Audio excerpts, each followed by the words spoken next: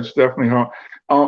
Kind of switching notes a little bit, and you would know a lot better than me because you've been at quite a few different conferences and stuff.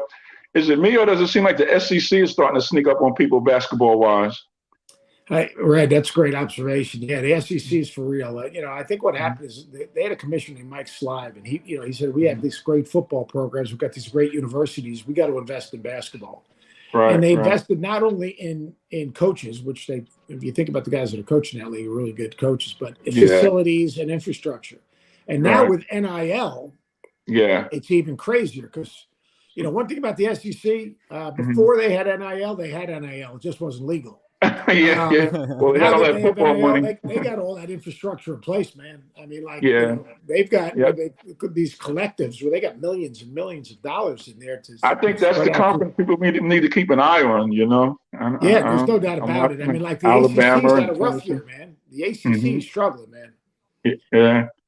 I guess the parity's starting to catch up to the ACC, and like you said, with the it's going to be a different world out there. I don't know if I'll ever get used to this transfer portal. I'm glad they didn't have it when I had. I can think my freshman year. There's a lot of days I said I don't got to take this and think I would have walked, but I'm glad I didn't. I love Boeheim to death these days, but you know how it is. I didn't even know you was a big time baller until I said, let me do my little bit of homework. And I was like, wow, you surprised me on that one, Coach. I was far from a big time. My brother was a big time player. My brother almost went to Syracuse, actually. Yeah. I was when Lee and those guys, Coach Boeheim and Coach Danforth back in the day, actually did a home visit at our house to recruit my brother. And as Coach Boeheim, he pulled out the schedule back in the day. That was before the Big East. The guys, we're gonna play it. But he always downplays it. Yeah, but I mean, it was the move to the Big East obviously changed things. But I was a good player. My brother was a really good player. He was a really good player. I also see one of your brothers is overseas coaching too, right? Yeah, Brad. That's Brad. Brad coached. He was the GM of the Sixers when they drafted Iverson. He was an assistant coach for the Clippers and the Knicks, actually, way back in the day for Bob Hill. You remember Bob Hill? And then he's been coaching overseas forever. I mean, he won an Israeli championship. He's coached in Russia, Turkey, Kosovo. He's coaching Puerto Rico right now. Lost in the championship in the Superior League last year. And you know how good that league is. Yeah.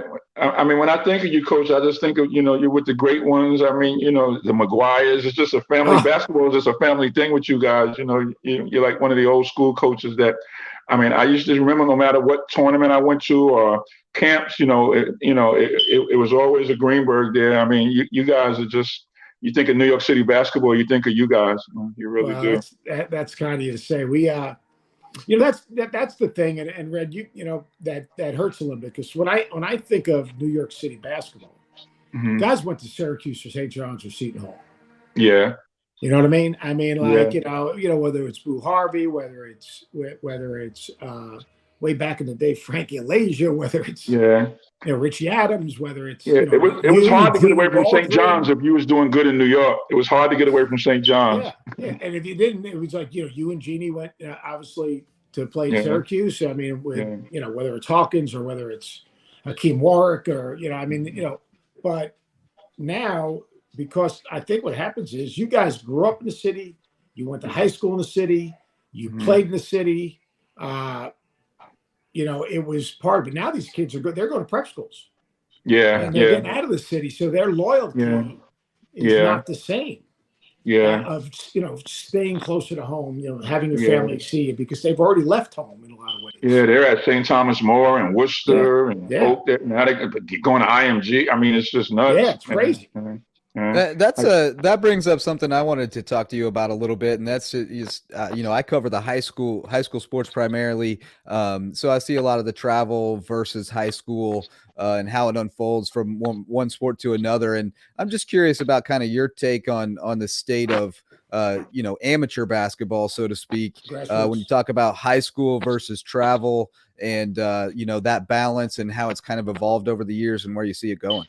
I think there has to be a balance. I think there's some great grassroots programs and great grassroots coaches. Red, who'd you play for? You play for Riverside, or did you play for Gauchos? I played with both, but I played more with Riverside. Actually, I won an AAU championship with Riverside down in Florida. Was the Eggman the coach? I didn't hear you, Coach. Was the Eggman the coach of that team, Kenny Williamson? Yeah, he was there, but Ernie coached it himself. Really, that was one of the few times that he actually coached himself and not Eggman or something. But we had a great time. Actually, we beat Sidney Lowe and Wittenberg for the championship that year. Yeah, with some great teams down in Florida. Yeah. Yeah, but there's got to be a balance. Like, grassroots basketball, there's so much good that happens in grassroots basketball. But you know what? There's also some great things happening, obviously, in scholastic basketball, to bridge that gap, between the spring and the summer. So I think the biggest thing is there's got to be mutual respect on behalf of both groups. Kids need to be coached all year round. They need to be in good environments where they can get better, where there's a commitment.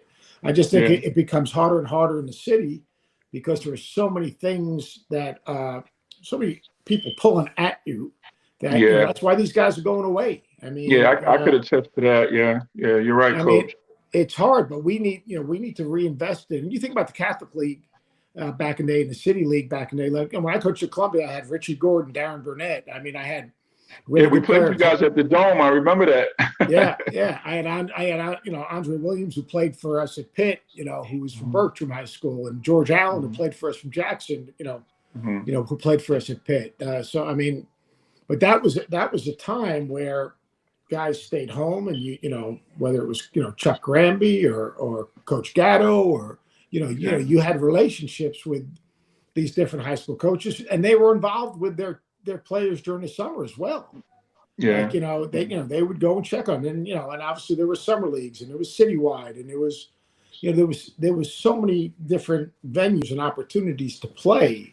Yeah. And now it almost seems like it's too much where guys are working against each other. We got to get to the point where in the end, where they're working together. Yeah. Working together. Yeah. That's why I'm so glad at what Just is doing here, because I hate to see what kids say. I've actually heard kids say, I'm not even going to play at my school. I'm just going to play travel AAU or elite, playing with a sneaker funded AAU team or something like that. And you've got to play year round. And I think, when I think of the memories of the championships and the games and the camaraderie the people that I met in high school, I just hope that that's something that never just fades away. And it's getting like less and less coverage. Like I'm not 100% sure, but I think you're the only one like covering the Low Country in terms of the scores and who's doing what in our areas. Is that getting less? Yeah, and less I mean, for the most part, yeah. The local newspaper has no local sports staffers anymore, and they have the guy at Columbia, round up whatever you get, and that's about it. So, I mean, that's why my website exists, because the newspaper business being what it is, there's just not a lot of local grassroots sports coverage.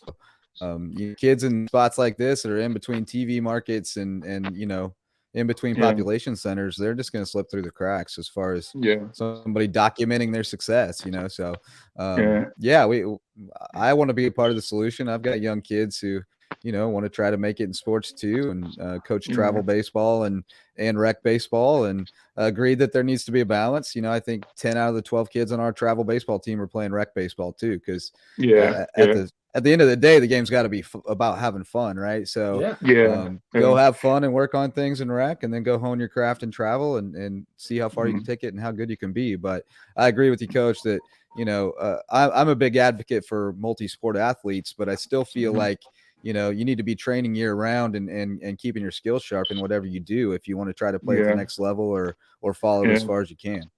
Especially in our sport, in basketball. I mean, I think eventually you got to, and like, look, my brother coached at St. Joe's for Jimmy Lineman. I mean, he was big in whether it was Martin or Jeff Arnold or Bruiser Flint. I mean, he had guys that, were high school quarterbacks that ended up great point guards or leaders or players. So I mean, there is a crossover that I think is important.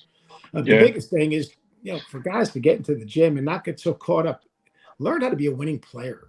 Learn how to compete and be a winning player. I mean, right? The hardest thing when you went from high school to college is the expectation that, like, say, coach had in terms of not taking a play off. Yeah. I mean, like you said, when you're out there, there's always, in high school, you might be one or two guys that you really didn't have to worry about guarding. When you go to that next level, every player can hurt you if you don't, pay attention to the scouting report that you coaches give us about players. This one's a shooter. This one will take 2 dribbles and go to it.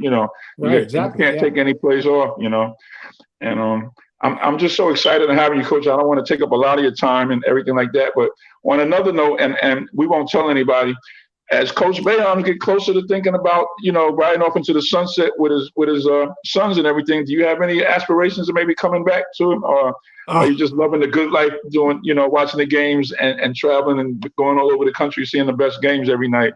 Yeah, I would think they're going to try to keep that thing in the family. One of my former assistants has actually assistant Adrian Archer. Adrian was my assistant at Virginia Tech. But okay, yeah, me and Ray are great friends. You never say never. I love coaching. I love impacting people's lives. I love the challenge of the competition. Yeah. But I think that when coach decides that he's had enough, when the boys, or maybe a year after the boys step down, who knows? I mean, I think it's going to be on him. Yeah. There are so many successful stories in Syracuse basketball history, and he's got a staff of all former players. Yeah. What do you think a coach that steps in would have to do there to make that successful? Or what do you think the next guy is going to have to do to even keep some sort of level that coach brought it to? Do you think it's even possible? And the great thing is, Red, and I've seen some things that you've said, and I know you and Jeannie and the guys that played for coach understand how special he is. I mean, all the people that complain, and look, they're having a rough year this year. They were in the Sweet 16 last year. Yeah. He's been, what has he been, 3-6-16 in like the last 5 years that we played basketball with the COVID year? We usually gel and play better towards the end of the season. And, and again, I think that's a credit to Coach Boeheim.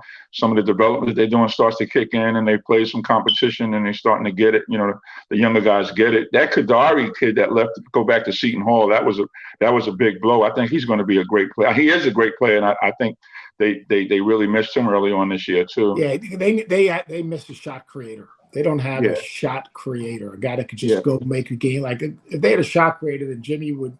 I mean, Buddy would have more easy scoring. Yeah, open looks. Yeah. I mean, he has to work so hard for everything, and Joe Girard has played better this year, but he's not making the game easy for anyone else. I think the one thing is that's hurt him in recruiting is the uncertainty of how much longer a coach is going to coach. So some guys say, "Wait a second here. Yeah. What do I do? Do I come? But he might not be the coach. I think they got to have some type of succession in order. Yeah. So that all right, hey, coach is going to coach as long as he wants, but when he leaves, this is what we're doing. Yeah. Well, they did have that with Mike Hopkins, but as you know, that didn't play out the way everybody thought it would. But right. I sure would love to see a name in the contention in the future. They need a quality New York guy still there. Somebody that everybody respects and everything. Nice I'm glad to see Rick Pitino at Iona. My son, I don't know if he played there for Jeff Rulin, and so did Steve Burke and Gary Springer's son. They was all there at the same time. It was like being in the Matrix or something. It was really crazy. I mean, you talk about you think about Gary staying home. I mean, that was what I was talking about. You talk about Gary staying home, yourself, Stevie. I mean, like that's when New York City was at its very best. Yeah. I think that's kind of happening across the game and probably across all sports though. Just California schools can recruit everywhere in the country much more easily than they used to be able to, and vice versa on the East Coast. So and kids are just more in tune with what's out there than they used to be with the internet and everything. They go where they want to go nowadays. Well, they don't have as much allegiance because they're exactly not staying in high school. Half of them have been at 3 different high schools. Yeah, they're traveling to, like you said, IMG or St. Thomas More, or Brewster, or where back in the day, I mean, back in the day, you think about all the grad. I mean, I had Eric Brown who came and played for me at Miami. He was a Boys and Girls High School, but I still remember being in the gym at LIU in the Paramount, going and watching Pearl. Yeah, and I mean, those guys stayed home. Guys went to Boys and Girls. Guys went to Jackson. Guys went to Monte Cristi. Guys went, went to All Hallows. Guys went to Malloy. Guys went to